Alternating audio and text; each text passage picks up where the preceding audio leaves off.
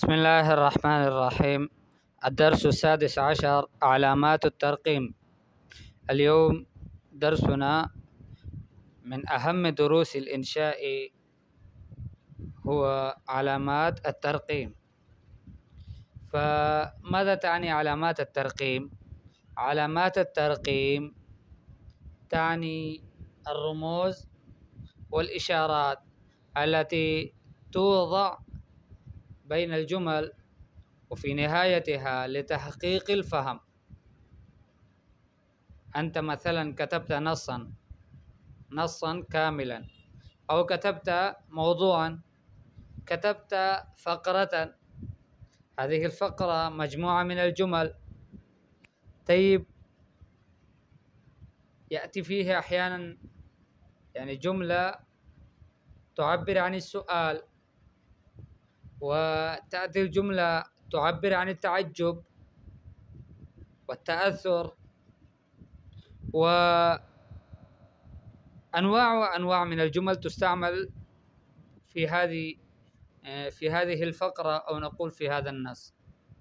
فحتى يفهم سريعا، مجرد أن تقرأ، ضروري أن تستخدم هذه علامات الترقيم. وهذه علامات الترقيم متفق عليها.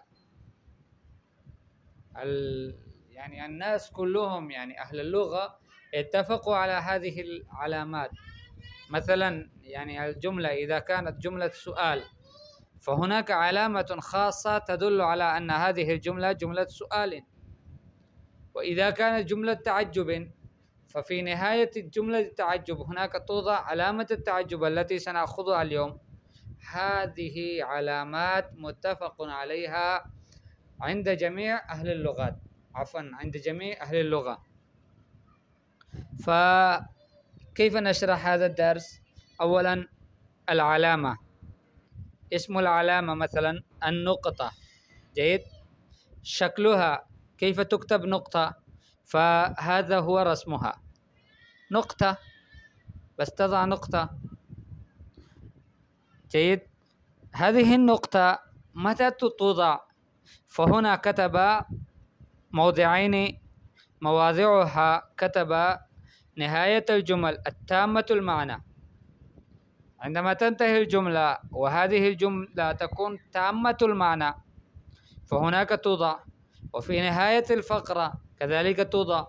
انتهت فقرة متكاملة، الآن تبدأ بفقرة جديدة، إذن ضع هنالك النقطة. مثالها: غادرت مكة يوم الجمعة. غادرت مكة أي تركت مكة، خرجت من مكة. متى؟ يوم الجمعة. هذه الجملة تامة المعنى، فبعدها في الأخير وضعت هنا النقطة. من علامات الترقيم وضعت هنالك النقطة. وكذلك توضع بعد الأحرف المختصرة للألقاب. مثلا همزة، ثم نقطة، ثم تكتب عثمان، ثم فاصلة. جيد. ثم دال، نقطة، حسين، نقطة. ماذا يعني كل هذه الأسماء أو هذه التسمية بهذا الشكل؟ ماذا يعني؟ همزة بعدها نقطة تدل على لقب أستاذ، فهنا مكتوب أستاذ عثمان. ودال نقطة، هذا يدل على لقب دكتور، فيعني هذه الجملة هنا أستاذ عثمان ودكتور حسين. فهمتم؟ بارك الله فيكم. فبعد الأحرف المختصرة للألقاب، الأحرف التي اختصرت، مثلا بالإنجليزية MR، يكتبون MR. ماذا يعني MR؟ يعني MR يعني مستر. جيد. مع أن مستر إذا تكتب فتكتب طويلا. فنفس الشيء هنا، إذا تريد أن تكتب أستاذ تكتب همزة بعدها نقطة ثم تذكر اسم الأستاذ. وفي نفس الوقت تريد أن تعبر عنه بالدكتور، إذا كان دكتور تكتب دال ثم بعده نقطة ثم تكتب اسمه. جيد. فلنعلم أن النقطة هي توضع في نهاية جملة التامة المعنى. نهاية الجملة عندما تنتهي الجملة توضع نقطة، وهذه الجملة تكون تامة المعنى، المعنى أدت يعني معنى تاما. وكذلك توضع في نهاية الفقرة. نهاية الفقرة نحن هنا ما أخذنا المثال ولكن هو معروف جدا. جيد. وكذلك توضع النقطة بعد الأحرف المختصرة للألقاب. للناس ألقاب، فلهذه الألقاب هناك بعض الكلمات تستعمل مختصرا. مثلا للأستاذ يكتب همزة، وللدكتور يكتب دال، وما عدا ذلك من الألقاب. فهمتم؟ بارك الله فيكم. فهذا يجب أن يفهم هذا الدرس فهما جيدا. من أهم دروس الإنشاء هذا الدرس. جيد. لذلك لا نأخذ كثيرا حتى يعني يسهل عليكم حفظ هذه علامات الترقيم. نريد أن نفهم جيدا. جيد. بارك الله فيكم. فنأخذ معه النقطتان كذلك. النقطتان هذه علامة، يعني اسم العلامة. شكل العلامة ما هي؟ نقطتان هنا موجود، يعني نقطة فوقها نقطة أخرى. جيد. فهذه تسمى نقطتان. طيب متى توضع هذه النقطة؟ عفوا النقطتان أو هذه العلامة متى توضع؟ بين الشيء وأنواعه، أو نقول أو أقسامه. بين الشيء وأنواعه أو أقسامه. الشيء تريد تذكر شيء وتريد تذكر معه الأنواع كذلك، أنواع لذلك الشيء أو أقسام لذلك الشيء. كيف تذكر؟ مثلا في النحو نحن نقول الكلمة اسم وفعل وحرف. الآن الكلمة هذا شيء، واسم وفعل وحرف هذه أنواع الكلمة، لها 3 أنواع. فما هي هذه الأنواع؟ اسم وفعل وحرف. فبين الشيء وبين أنواعه هناك نوضع نقطتان. مثلا هنا أنتم ترون في المثال الكلمة بعدها وضعت نقطتان، ثم قلنا اسم وفعل وحرف. جيد. حرف، هنا تنتهي الجملة فوضعنا نقطة، لأننا قلنا إذا كانت جملة تامة المعنى نضع في الأخير نقطة. فهذا النقطة العلامة الأولى استعملت هنا، والعلامة الثانية علامة نقطتان أيضا استعملت في هذه الجملة. طيب بين الشيء وتعريفه، أنت تريد أن تعرف على أحد شيئا، ذكرت شيئا ثم هذا الشيء يعني بالنسبة للشخص آخر كان مجهولا، كان مبهما، ما كان يعرفه، ما كان يفهمه، تريد أن تعرفه عليه. جيد. تبين تعريفه. فهنالك أيضا بين الشيء وتعريفه نضع نقطتين. مثلا الهضبة. الآن الهضبة، ما معنى الهضبة؟ كلمة يعني قوية طبعا. فوضعنا هنا نقطتين، وبعدها كتبنا الأرض المرتفعة. الهضبة معناها الأرض المرتفعة. جيد. وكذلك توضع نقطتين بين الشيء وتفسيره. ذكرت شيئا وتريد تفسيره. جيد.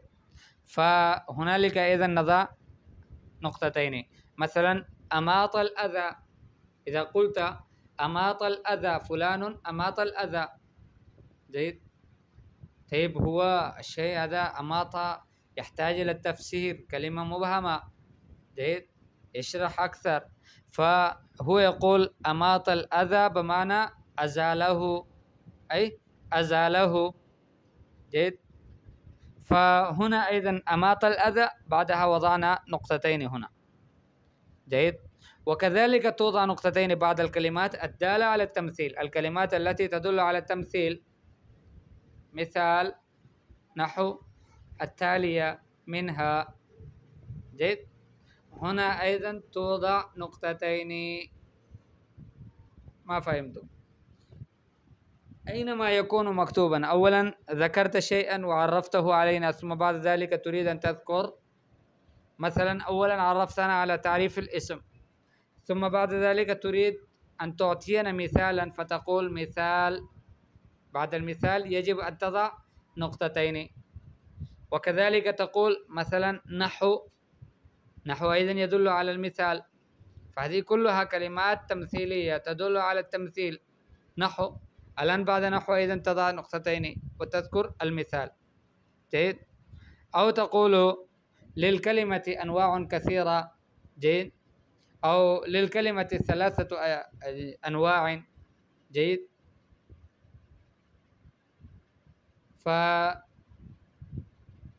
فتذكرها فيما يلي. أو مثلا تقول أجب عن الأسئلة التالية. أجب عن الأسئلة التالية. الآن بعد التالية ضروري أن تضع هنالك نقطتين. جيد. أو قلت، جيد، قلت الاسم له أنواع، أو عفوا تقول الاسم له علامات كثيرة، بعد منها يجب أن تضع هنالك أيضا نقطتين. فهمتم؟ وكذلك توضع نقطتين أو نقطتان عفوا بعد الكلمات الدالة على الحصر، الكلمات التي تدل على الحصر هي هم. جيد. هي وهم.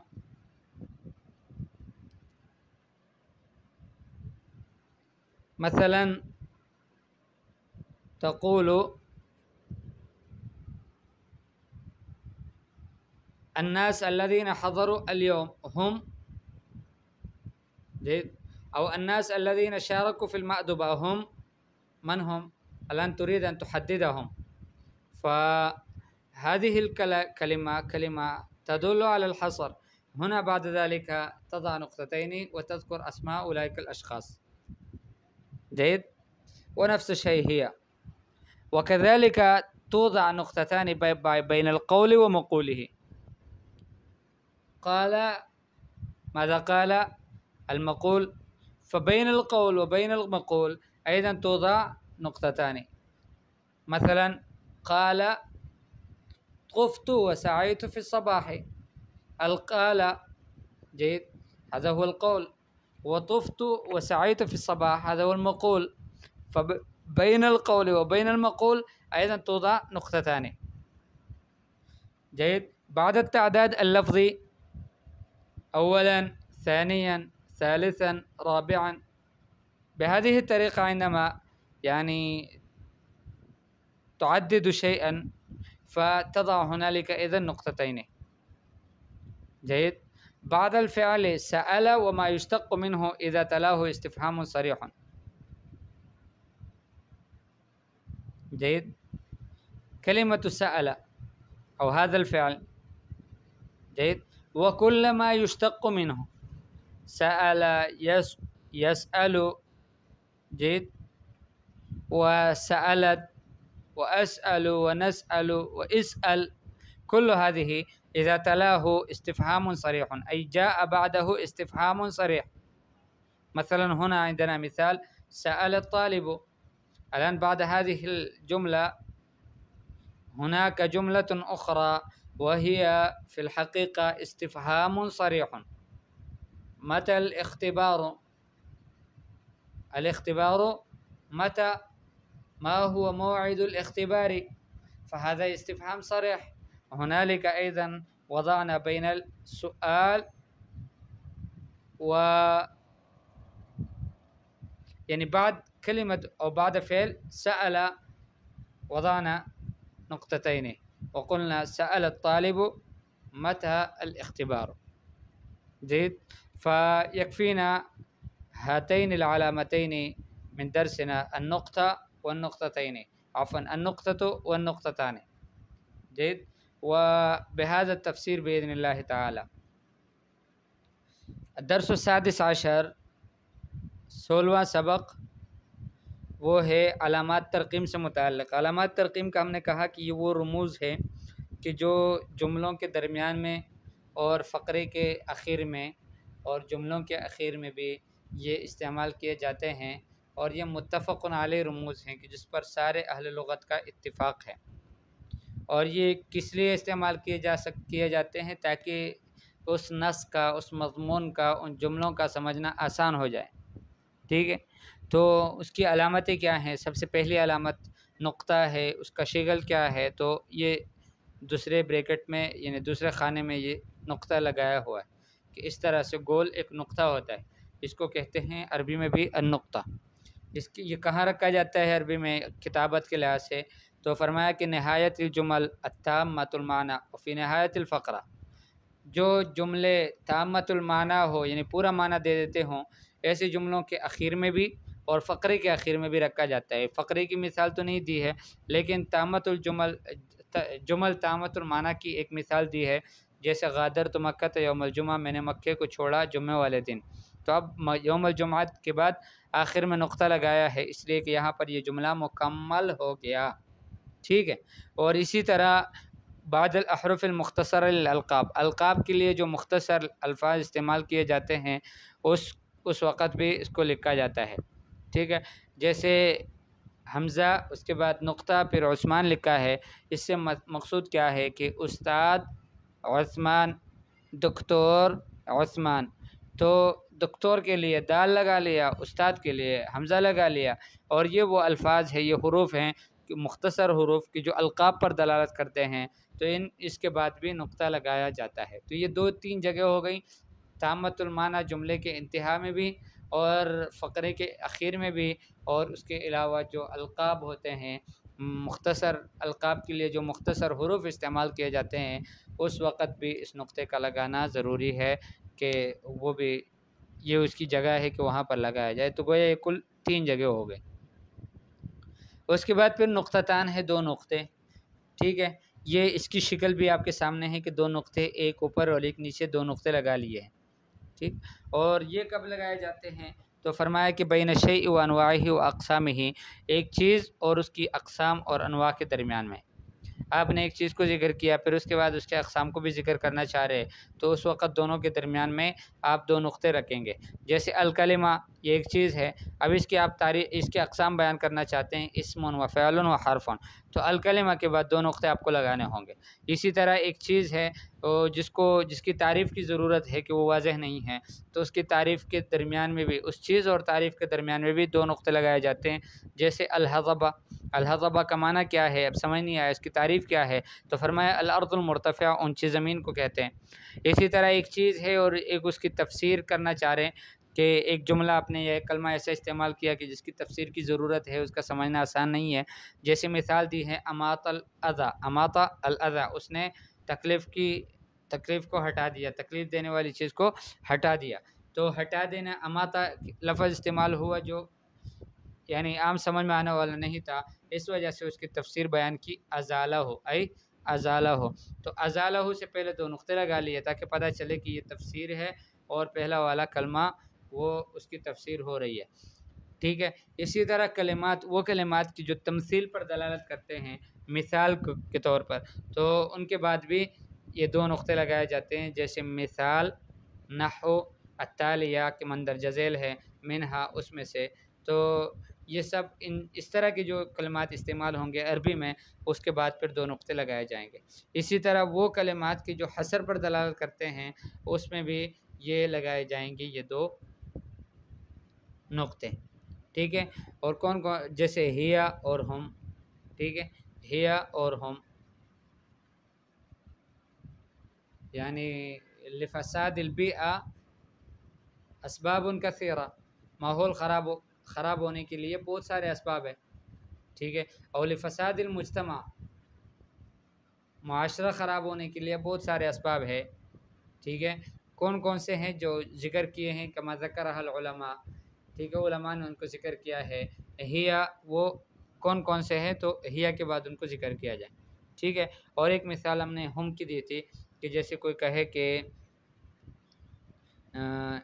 हज़रा फ़िल मअदुबति,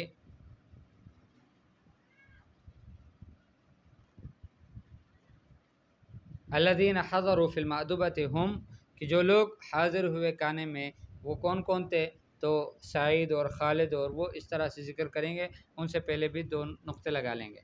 इसी तरह कौल और मक़ूल के दरमियान में भी क़ाला उसने कहा, अब ये कौल हो गया, और मक़ूला क्या हुआ कि उसने कहा क्या, तो तुफ़्तु व सअयतु फ़ी सबाह, तो कौल और मक़ूल के दरमियान में भी दो नुक्ते लगाए जाते हैं। इसी तरह तादाद लफ्ज़ी में कि पहला, दूसरा, तीसरा, चौथा, इसको तादाद लफ्ज़ी कहते हैं, तो अव्वलन सानियन, इसके बाद भी दो नुक्ते लगाए जाते हैं। इसी तरह सअल फ़ेल जो है, और जो सअल फ़ेल से मुश्तक़ है उसके बाद भी लगा लिया जाता है, लेकिन ये उस वक़्त कि जब उसके साथ इज़ा तलाहु इस्तिफ़हामुन सरीहुन, कि उसके बाद सरीह इस्तिफ़हाम आया हो। जैसे यहाँ मिसाल हमारे सामने है, सअल तालिब, तालिब ने पूछा, मतल इख्तिबार, इख्तिबार कब है, इम्तिहान कब है। तो मतल इख्तिबार ये सरीह इस्तिफ़हाम है, इस वजह से सअल फ़ेल के बाद जो दो नुक्ते हमने लगा लिए हैं। ठीक है इंशाल्लाह। तो इन्हीं दो अलामात को आज याद किया जाए, लेकिन अच्छी तरह से याद किया जाए, चूँकि मैं पहले भी अर्ज़ कर चुका हूँ कि ये इंशा का सबसे अहम तरीन सबक है कि अलामात तरक़ीम को हम समझें। ये अगर समझ आ गए ना, तो यूँ समझ लें कि आपका बहुत काम हो गया।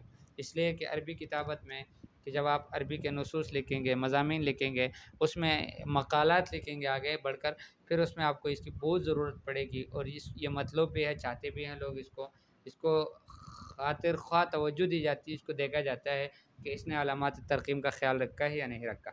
ठीक है इंशाल्लाह, अल्लाह आपके लिए आसान फ़रमाए। इसको हिफ़्ज़ ज़बानी याद किया जाए और समझ भी लिया जाए, जो बात समझ ना आए उसके बारे में ज़रूर पूछ लिया जाए। अस्सलामु अलैकुम व रहमतुल्लाह।